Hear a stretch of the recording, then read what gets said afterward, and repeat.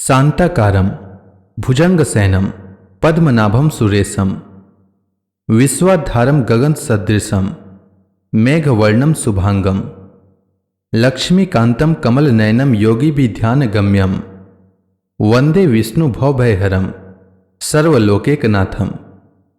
मंगलम भगवान विष्णु मंगलम गरुड़ध्वज मंगलम पुंडरीकाक्ष मंगलाय तनोहरि। ओम नमो भगवते वासुदेवाय। आज कार्तिक महीने की कृष्ण पक्ष की षष्ठी तिथि है। आज का दिन आप सभी के लिए मंगलमय हो। आज मैं कार्तिक मास की कथा का 6ठा अध्याय सुनाने वाला हूं।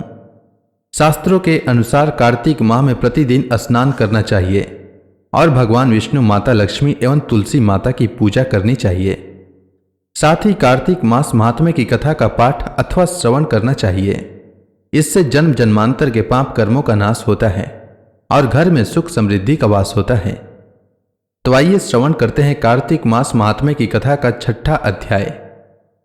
राजा पृथु नारद जी से कहते हैं, हे मुनि श्रेष्ठ नारद जी, आपने कार्तिक माह के व्रत में तुलसी की जड़ में भगवान विष्णु का निवास बताकर उस स्थान की मिट्टी की पूजा करना बतलाया है। अतः मैं श्री तुलसी जी के महात्म्य को सुनना चाहता हूं। तुलसी जी कहां और किस प्रकार उत्पन्न हुई, यह बताने की कृपा करें। नारद जी राजा पृथु से कहते हैं, राजन, अब आप तुलसी जी की महत्ता तथा उनके जन्म का प्राचीन इतिहास ध्यानपूर्वक सुनिए। एक बार देवगुरु बृहस्पति और देवराज इंद्र भगवान शंकर का दर्शन करने कैलाश पर्वत की ओर चले। तब भगवान शंकर ने अपने भक्तों की परीक्षा लेने के लिए जटाधारी दिगंबर का रूप धारण कर उन दोनों के मार्ग में अवरोध उत्पन्न किया। यद्यपि वह तेजस्वी, शांत, लंबी भुजा और चौड़ी छाती वाले गौरवर्ण अपने विशाल नेत्रों से युक्त तथा सिर पर जटा धारण किए वैसे ही बैठे थे, तथापि उन भगवान शंकर को न पहचान कर इंद्र ने उनसे उनका नाम व धाम आदि पूछते हुए कहा कि क्या भगवान शंकर अपने स्थान पर हैं या कहीं गए हुए हैं। इस पर तपस्वी रूप भगवान शिव कुछ नहीं बोले। इंद्र को अपने त्रिलोकी नाथ होने का गर्व था। उसी अहंकार के प्रभाव से वह चुप किस प्रकार रह सकता था। उसने क्रोधित होते हुए उस तपस्वी को धुड़क कर कहा, अरे, मैंने तुझसे कुछ पूछा है और तू उसका उत्तर भी नहीं देता। मैं अभी तुझ पर वज्र का प्रहार करता हूं, फिर देखता हूं कि कौन तुझ दुर्मति की रक्षा करता है। इस प्रकार कहकर जैसे ही इंद्र ने उस जटाधारी दिगंबर को मारने के लिए हाथ में वज्र लिया, वैसे ही भगवान शिव ने वज्र सहित इंद्र का हाथ स्तंभित कर दिया और विकराल नेत्र कर उसे देखा। उस समय ऐसा प्रतीत हो रहा था कि वह दिगंबर प्रज्वलित हो उठा है और वह अपने तेज से जला देगा। भुजाएं स्तंभित होने के कारण इंद्र दुखित होने के साथ साथ अत्यंत कुपित भी हो गया। परंतु उस जटाधारी दिगंबर को प्रज्वलित देखकर बृहस्पति जी ने उन्हें भगवान शंकर जानकर प्रणाम किया और दंडवत होकर उनकी स्तुति करने लगे। बृहस्पति भगवान शंकर से कहने लगे, हे दीनानाथ, हे महादेव, आप अपने क्रोध को शांत कर लीजिए और इंद्र के इस अपराध को क्षमा कीजिए।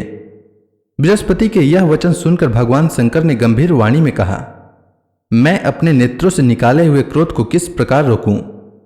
तब बृहस्पति ने कहा, भगवान, आप अपना भक्त वत्सल नाम सार्थक करते हुए अपने भक्तों पर दया कीजिए।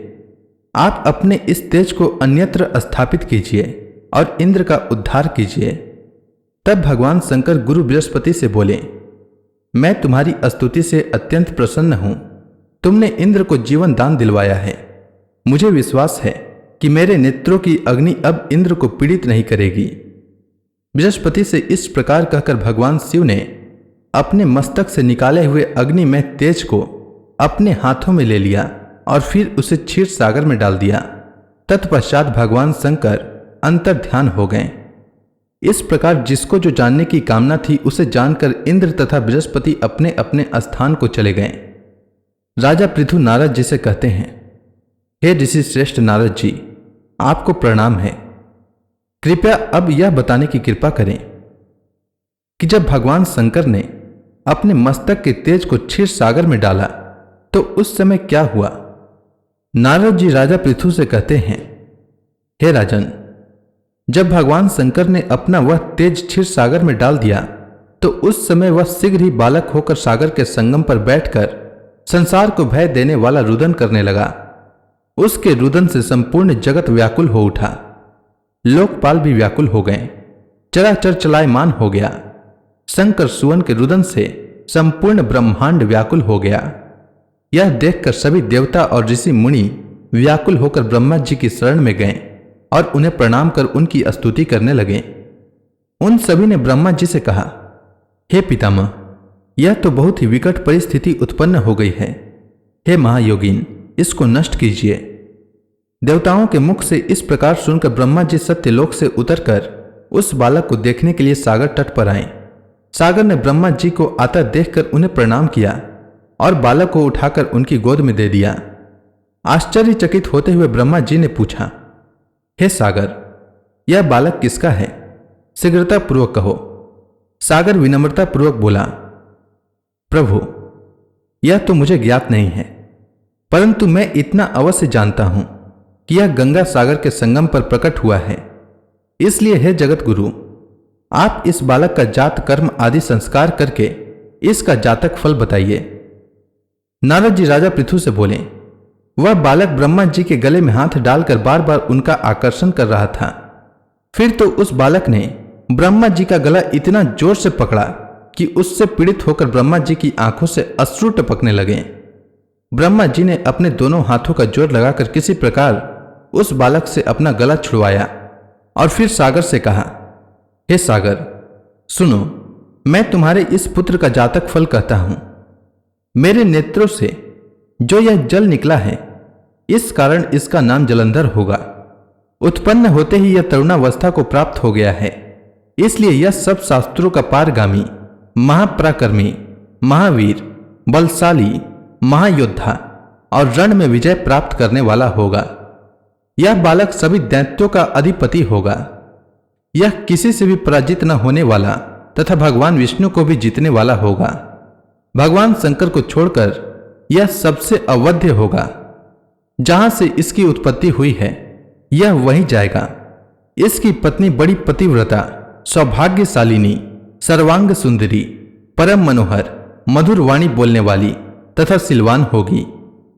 सागर से इस प्रकार कहकर ब्रह्मा जी ने शुक्राचार्य को बुलाया और उनके हाथों से बालक का राज्याभिषेक कराकर स्वयं अंतर ध्यान हो गए। बालक को देखकर सागर की प्रसन्नता की सीमा न रही। वह हर्षित मन से घर आ गया।